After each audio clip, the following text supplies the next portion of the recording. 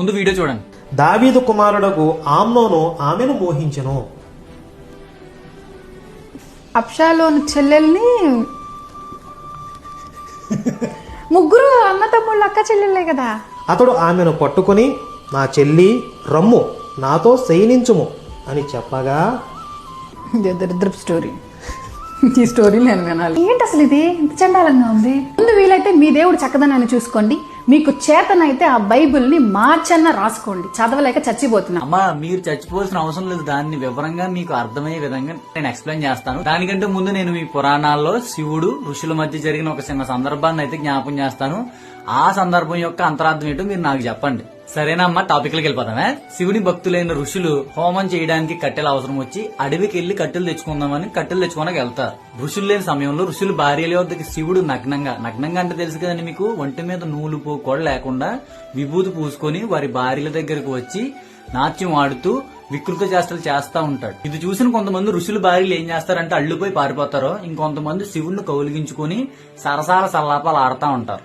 అడవికి వెళ్ళిన ఋషులు ఎంతసేపు అక్క ఉంటారండి?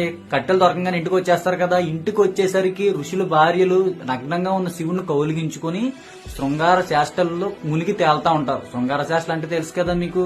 ఇది చూసిన ఋషులు శివుడి మీద చాలా కోపం తెచ్చుకుంటారు. వాళ్లే కాదండి, వారి ప్లేస్ లో ఎవరన్నా సరే కోపం తెచ్చుకుంటారు. ఎవరి భార్యని ఒక్క మాట అంటే ఎవరు ఒప్పుకుంటారో చెప్పండి? అలాంటిది భర్త ఉండాల్సిన స్థానంలో వేరే ఎవరో ఉంటే భర్త చేతులు కట్టుకుని కూర్చుంటాడేంటండి? కోపం రాదా? అందులోని మేము పూజిస్తున్న శివుడే మా భార్యల పట్ల ఇలా ప్రవర్తించడం ఏంటని చెప్పి విపరీతమైన కోపం తెచ్చుకుని శివుణ్ణి శపించేస్తారు.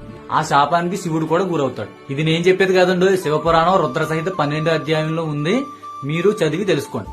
ఇందులోంచి నేను కొన్ని ప్రశ్నలు అడుగుతాను, దానికి మీరు సమాధానం చెప్పండి అమ్మా. ఒక అన్న తన చెల్లిని సైమిద్దాం రా అనే సందర్భం మీరు విన్నప్పుడు సిగ్గుతో చేతులు రెండు ముఖానికి అడ్డం పెట్టుకుని, చిచ్చి ఈ గ్రంథం ఏంటి ఇంత దారుణంగా ఉంది, నేను వినాలా? ఈ బైబిల్ మార్చేసుకోండి, చదవలేక చచ్చిపోతున్నానని చెప్పి మనిషి చేసిన దానికి దేవుణ్ణి దూషించారు మీరు. మరి మీరు ఏనాడు మీ గ్రంథాలు మీరు చదవలేదమ్మా? కానీ ఇక్కడ మనిషి కూడా కాదు, శివుడే, మీరు నమ్ముతున్న దేవుడే తన భక్తుల పట్ల, తన భక్తులేనండు వేరే ఎవరి భక్తులో కాదు, తన భక్తుల పట్లే శివుడు ఈ విధంగా ప్రవర్తించాడు. దీనికి మీరు ఏం సమాధానం చెప్తారు? 2, శివుడు తన భక్తుల పట్ల ప్రవర్తించిన ఈ ప్రవర్తన ద్వారా అందరూ ఏం నేర్చుకోవాలి? 3, శివుడు తన భక్తుల పట్ల ప్రవర్తించిన ఈ ప్రవర్తన తన భక్తులకు ఏం నేర్పిస్తున్నాడు? అలాగే తన భక్తులు కూడా ఎవరైనా వేరే పరాయి స్త్రీలతో ఈ విధంగా ప్రవర్తిస్తే శివుడు ఏం చేస్తాడు? ప్రశ్నలు మీకు అర్థమైనాయి కదండి? ప్రశ్నలు నేనైతే తెలుసుకోవాలనే ఉద్దేశంతోనే అడిగాను. మేమైతే మీరు అడిగే ప్రతి ప్రశ్నకు మీరు కన్విన్స్ అయ్యే విధంగా మేము సమాధానం చెప్తాం. మేము కూడా మిమ్మల్ని అడిగే ప్రతి ప్రశ్నకు మేము కన్విన్స్ అయ్యే విధంగా మీరు సమాధానాలు చెప్పగలిగితే కూర్చొని మాట్లాడుకుందాం. ఎంతవరకు నా మాటలు విన్నందుకు మీ అందరికీ ప్రత్యేకంగా వందనాలు.